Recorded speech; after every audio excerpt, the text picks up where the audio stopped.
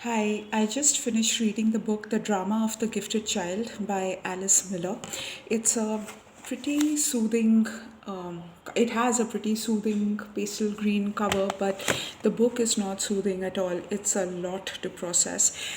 It took me forever to read the book, not really because it's a tough read, as in it's not difficult in terms of language, but it is difficult in terms of the material that it conveys.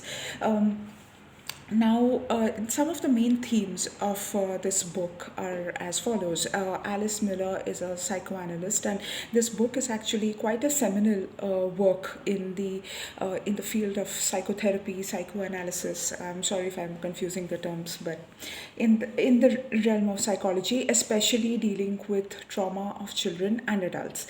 Her basic tenet is that when children are not allowed to express their feelings, when they are told that the feelings are not relevant or not valid or not appropriate, then that kind of repression has very long term implications.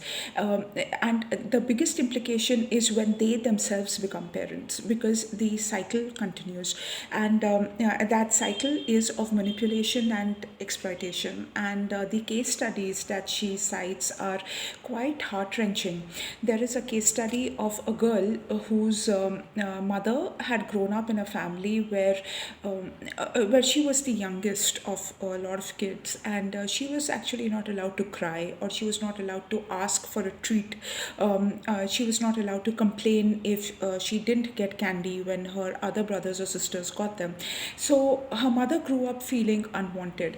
Now, how did that translate into her own life as an adult?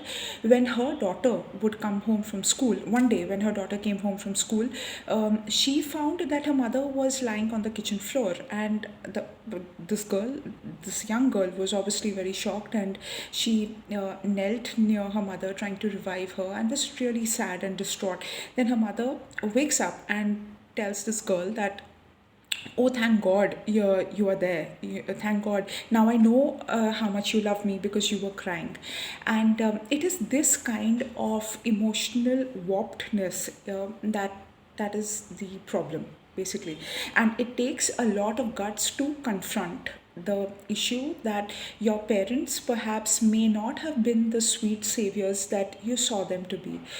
They were probably cruel and manipulative and exploitative, not for any fault of theirs, but you need to be able to confront your childhood. You need to be able to question that upbringing. You need to be able to stand up to that version of your mother or your father, and tell them that what you did was probably not right.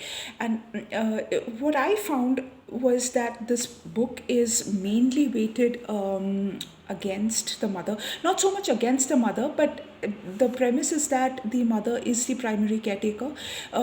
So if there is no woman in the situation, if the mother is passed on, and the child has gone to an aunt, let's say, or is being brought up by the father, then the father or the aunt in that case is the mother.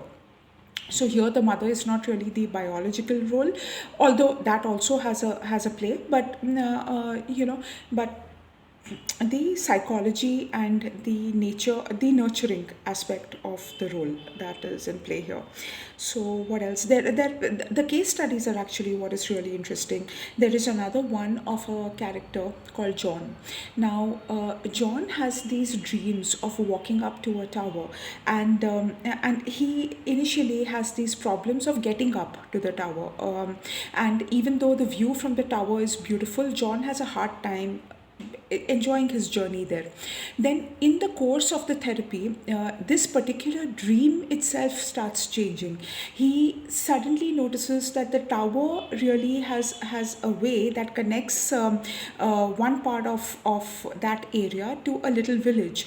And John doesn't have to walk up to the tower, he walks across that particular bridge to the village, and he has a good time in the village. And he, even though he's not at a height, he is closer to the other aspects of the village that he enjoys. And this actually stands for the fact that John is now considering I mean, he's enjoying being an equal with other people. Whereas the earlier dream of his going up to the tower was a concept of his feeling that he was superior. And there is a whole section in the book where she talks about condescension and the role of condescension in arrested emotional development. Um, and one other, the final aspect that I'll probably talk about in this video is Alice Miller's tenet about why some people are drawn to to become psychoanalysts or psychotherapists in the first place. It could be because they are broken and they have the intellectual knowledge to know that they are broken, and they still want to avoid confronting their own brokenness, and they want to project their brokenness onto others, their clients.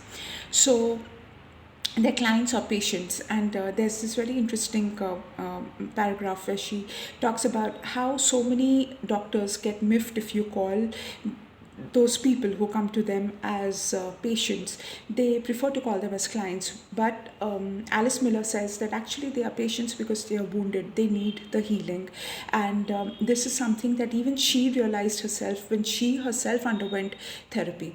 So essentially, the role of empathy, the role of courage in actually going back to your childhood and examining it with truth and candor, that maybe it was not as idyllic as you made it out to be. And probably the amount of self-sabotage that you are seeing in your adult life is a result of something that went on with you as a kid. Maybe the answers lie there. So all in all, it's a great book. It's a book that needs to be revisited several times, and the book also lists several resources and things like that you can refer to if you want to explore the subject more.